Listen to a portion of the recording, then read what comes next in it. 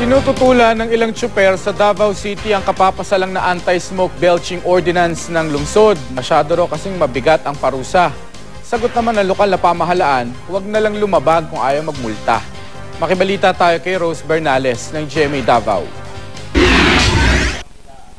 Kasado na ang gagawing kilos protesta ng grupong Transmission Piston sa susunod na linggo sa Davao City. Paghahayag daw nila ito ng pagtutol sa kapapasalang na anti-smoke belching ordinance sa naturang lungsod. Sa ilalim ng ordinansa, pagmumultahin ang mga sasakyang nagbubuga ng maitim at sobra-sobrang usok. Ipapatupad ito ng anti-smoke belching unit na City Environment and Natural Resources Office o CENDRO. Dumaragdag daw kasi ang usok mula sa mga sasakyan sa polusyon na masama sa kalikasan at kalusugan ng tao.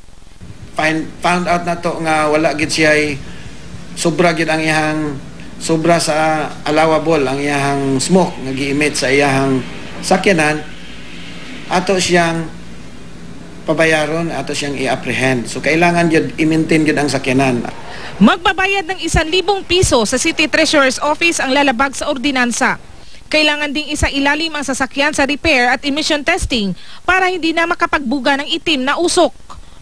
Pero tutol dito ang transmission piston dahil mabigat daw sa bulsa ang parusa. Ganing ang mga sakyanan, dili naman gani halos kami makaparepair o pagwapo kay igo roman sa pagkaon ang mga kita sa mga driver. Pero ayon sa lokal na pamahalaan, kung ayaw magmulta, huwag na lang lalabag.